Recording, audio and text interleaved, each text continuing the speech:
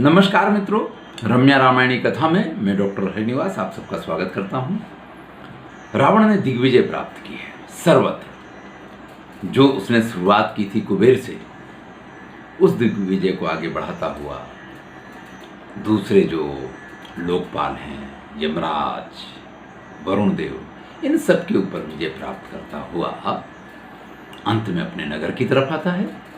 क्योंकि कहा जाता है कि व्यक्ति को परम शांति का अनुभव तो अपने घर में ही मिलता है।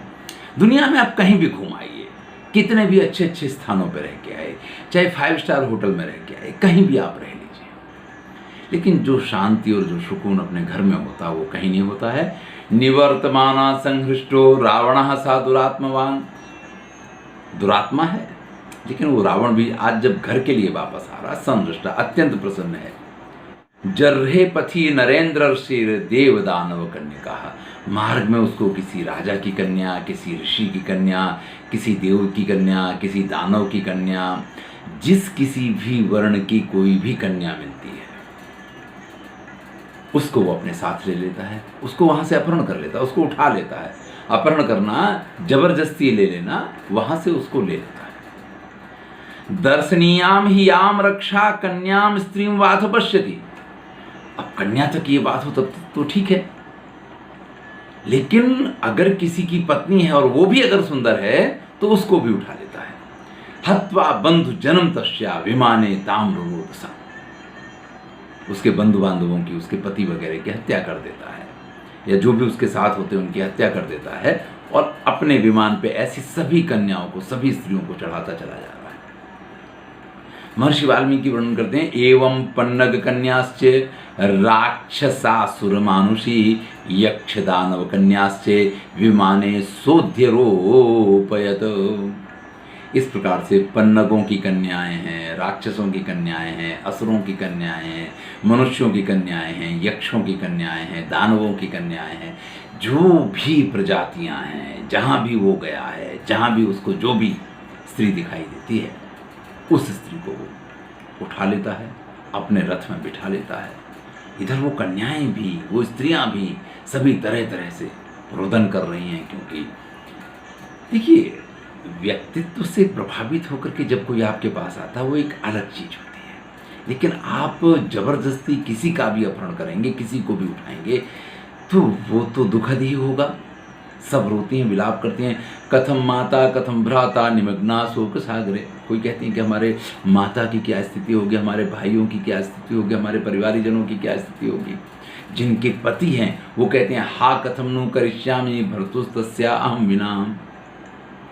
दोनों ही अर्थ हैं कि मैं उनके बिन क्या करूँगी, वो मेरे बिना कैसे रह रहे होंगे। और इस प्रकार से सभी दुखी हो रहे हैं। लेकिन रावण के मन पे तो इस चीज़ से कोई फर्क नहीं पड़ता है।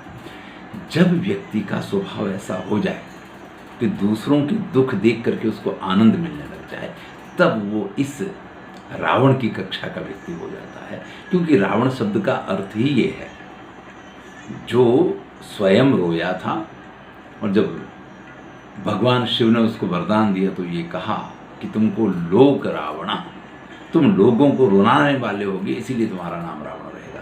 तो रावण शब्द का अर्थ ही है जो सबको रुलाता हो, उसको रावण कहा जाता है। तस्माई वै स्त्री कृते नैवं वधम प्राप्स्यात् दुर्मति सती भीर वर नारी भी रेवम वाक्य विदीरिते।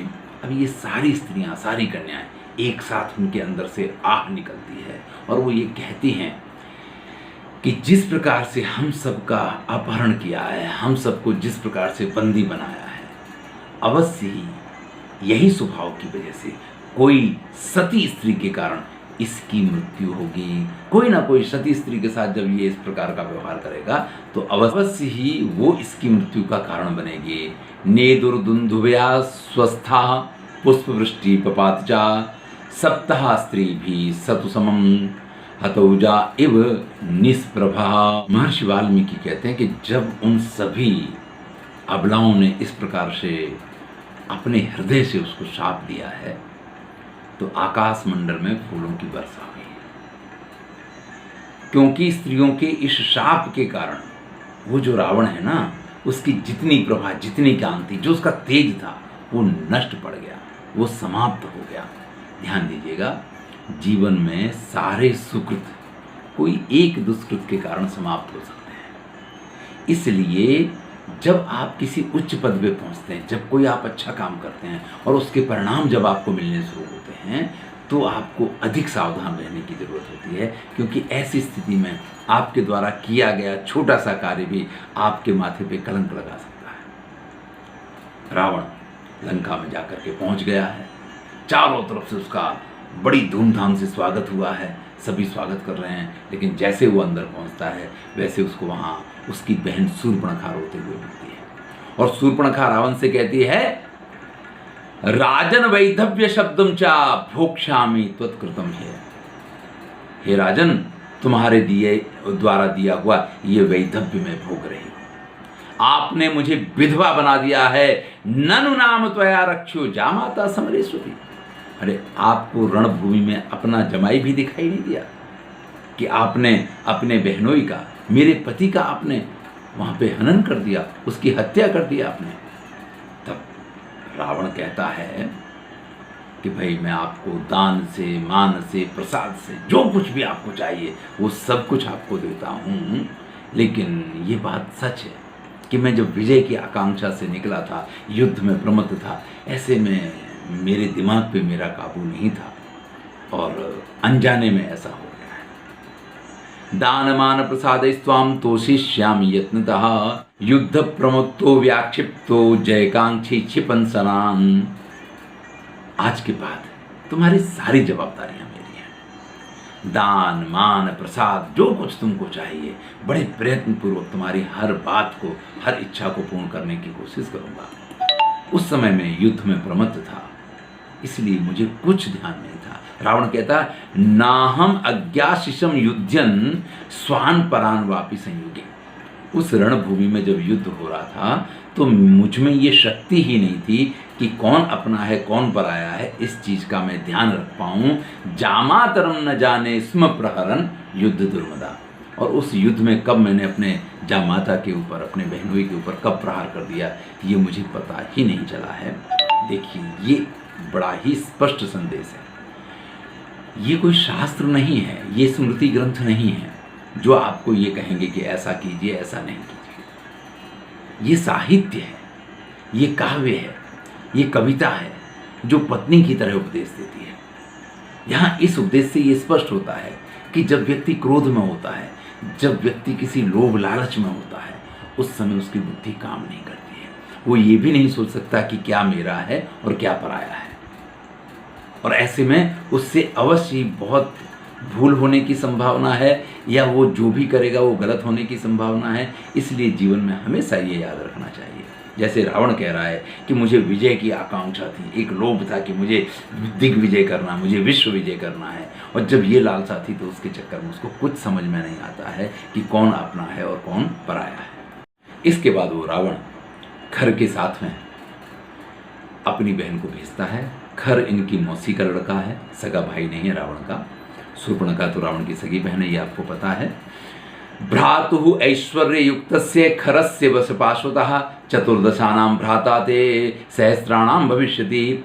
अब ये खर जो आपका प्रिय भाई है, मैं इसको दंडकारण्य का प्रधान बनाता हूँ।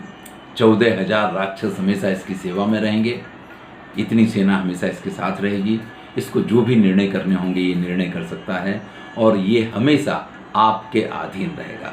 इस प्रकार से उस शूर्पणखा को एक प्रकार से राज्य काज चलाने का या जो कुछ भी करना है उसकी जवाबदारी खर को दी गई है, लेकिन खर को किसी की आज्ञाओं का पालन करना है, किसी इच्छाओं का पालन करना है, तो वो यहाँ पे शूर्पणखा है। इस प्रकार से एक तरह से शूर्पणखा को दंडकारण्य का संपूर्ण साम्राज्य सौंप दिया गया है। दूषणों अस्य बलाध्यक्षो भविष्यति महाबला। महान बलशाली दूषण को उनका सेनापति बनाया गया है। तत्र ते वचनम सूरा करिष्यति तदाखर। और वो खर और दूषण जो भी हैं, तुम जो कुछ कहोगे, जैसे कहोगे, तुम्हारी आज्ञा का पालन करने के लिए हमेशा तत्पर रहेंगे। महर्षि वाल्मीकि वर्णन करते हैं कि इस प्रकार से अपनी बहन शूर्पणखा को दंडकारण्य का स्वामित्व देकर के वो रावण लंका के अंदर के भाग में प्रवेश करता है। वहाँ निकुंभला नाम का लंका का जो उद्यान है वहाँ जाकर के पहुँचता है। बड़ी सजावट की गई है, बड़ी तैयारियाँ हैं, और वहाँ पे उनका पुत्र मेघनाद जो है वो कुछ यज्ञ याग आदि कर रहा है।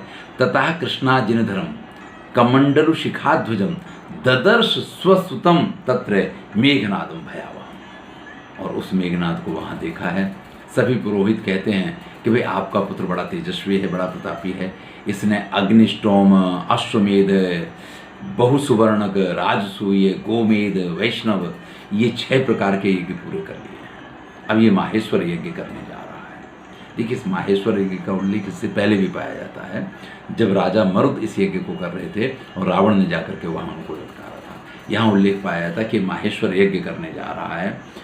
रावण अत्यंत प्रसन्न होता है और प्रसन्न होकर के मेघनाद को अपनी छाती से लगाता है। आज उसके आनंद का पारावार नहीं है। एक तरफ वो दिग्विजय करके आया है और दूसरी तरफ लंका में जो उसका पुत्र मेघनाद है वो अपनी तेजस्विता में, अपने तेज में अभिवृद्धि कर रहा है। इस सब को देख करके मेघनाद को अपने साथ लेकर के, सबको साथ लेकर के रनिवास में प्रवेश करता है और उन सारी स्त्रियों को जिनको अपने रथ पे बैठा के लाया था उन सबको ले जा करके वहाँ उतारता है। जैसे ही रनिवास में जाता है वैसे ही उसको समाचार मिलता है कि उसकी जो बहन है, मौसी की लड़की है कुंभीनसी, उसको मधु नाम का दैत्य उठा करके ले गया है। यहाँ जरा कुंभीनसी को पहचान ले, ये कौन है? रावण की माता है कैकसी। कैकसी के पिता का नाम है सुमाली। आप अगर पहले से कथा सुनते आ रहे हैं तो आपको ज्ञात होगा, सुमाली का बड़ा भाई है माल्यवान, और उस माल्यवान की पुत्री जो अनला थी उससे ये कुंभीनसी पैदा हुई है। इसलिए रावण के नाना के बड़े भाई की पुत्री की ये पुत्री है। तो उस कुंभीनसी को, जो कि रावण के ही महल में रहा करती थी, क्योंकि सभी राक्षस यहाँ आकर के रहने लग गए हैं तो राक्षसों के रहने का स्थान तो एक ही है, तो उस बहन को मधु नाम का दैत्य उठा करके ले गया है। जैसे ही रावण को ये समाचार मिलता है, ऊपर से विभीषण उससे ये कहता है, आपके इन आचरणों के कारण ये स्थिति खड़ी हुई है। आपको जहाँ जो स्त्री, जो कन्या मिलती है आप उसको उठा लाते हो, उसी प्रकार से आपके साथ ये दुर्व्यवहार हुआ है। तुरंत ही रावण ये निर्णय करता है कि अभी ही उस मधु दैत्य को दंड देना है। जैसे आया था वैसे ही तैयारी करके वापस मधु दैत्य को दंड देने के लिए निकल पड़ता है। इस बार रावण सिर्फ उस मधु को दंड देने के लिए नहीं निकला है, उसने ये भी निर्णय किया है कि अब सभी लोकपालों पे तो विजय प्राप्त कर ली, खाली इंद्र बाकी बचे हैं, तो अब इंद्र को भी परास्त करना है। लेकिन इंद्र को परास्त करने जाने से पहले इस मधु दैत्य को दंड देना है, जिसने इस प्रकार की चेष्टा की है कि मेरे रनिवास में से मेरी बहन को वो उठा के ले गया है। जैसे ही रावण ने ये प्रस्थान किया है, बहुत सारे दैत्य जो देवताओं से शत्रुता रखते थे वो भी उसकी सेना में शामिल हो गए, लेकिन वो तो सीधा पहुंचता जाके मधु दैत्य के पास। जैसे ही वहाँ पहुँचा है, अपने सामने रावण को खड़ा देख करके जो कुंभीनसी है वो प्रणाम करती है और प्रणाम करके उनसे क्षमा दान मांगती है। महर्षि वाल्मीकि लिखते हैं, भयानामपि सर्वेषां वैदभ्यम व्यसनम महत सत्यवाग भो राजेंद्र माम वेक्षे याचति। वो कहती है कि सभी प्रकार के दुखों में विधवा होना ये सबसे बड़ा दुख है, ये सबसे बड़ा व्यसन है, और आप मुझे विधवा नहीं बनाएंगे, इस बात का अभय दान आप मुझे दीजिए। ऐसा कुंभीनसी ने रावण से मांगा है। तब रावण उससे पूछता है कि भाई तुम्हारे पति कौन है? तो कहती है कि भाई जो मधु है वही हमारे पति हैं। तो रावण को जब इस चीज़ का एहसास होता है कि भाई ये मेरी बहन यहाँ खुश है, और तो उसके पति को बुला करके और मधु के साथ वो मित्रता करता है, उसको लेकर के, और कुंभीनसी से कहता है कि इनसे कहो कि हम देवताओं पे आक्रमण करने जा रहे हैं और ये भी हमारे साथ हो जाएं। और इस प्रकार से कुंभीनसी के साथ मधु का विवाह हो गया है। देखिए, राक्षसों के राक्षस कुल में ही विवाह हो ऐसा जरूरी नहीं है। जब शूर्पणखा का विवाह हुआ था वो भी काल के नाम के दैत्य ही थे, दैत्य कुल ही था वो भी, और ये भी दैत्यों का कुल है, तो विवाह के लिए कोई निषेध था नहीं, इसलिए वो विवाह हो गया है। और रावण के लिए तो क्या निषेध है, उसको तो जिसकी भी कन्याएं मिली सबकी कन्याओं को उठा के लाया है। तो ऐसे में आपके घर की भी जो पुत्रियां होंगी, जो बहनें होंगी, वो कहीं ना कहीं किसी न किसी जगह तो जाएंगी ना। क्योंकि चाहे रावण जैसा ही योद्धा क्यों ना हो, लेकिन किसी भी बहन को या अपनी पुत्री को अपने घर में कोई नहीं रख सकता है। इसके बाद मधु को लेकर के रावण स्वर्ग पे आक्रमण करता है। महर्षि वाल्मीकि ने कथा का वर्णन किया, ततः कैलासमासाद्य शैलम वैश्रवणालयम राक्षसेन्द्रो महेद्राभा सेना उपनिवेशयत। इस प्रकार से कैलाश पर्वत होते हुए वैश्रवण यहीं कुबेर के यहाँ से होते हुए और स्वर्ग पे चढ़ाई की है रावण ने। आगे की कथा अगले वीडियो में सुनेंगे। मैं हूँ डॉक्टर हरिनिवास और चैनल का नाम है संस्कृत साहित्य एवं संस्कृति। रम्या रामायणी कथा आप सुन रहे हैं, आनंद लीजिए, मित्रों के साथ शेयर कीजिए।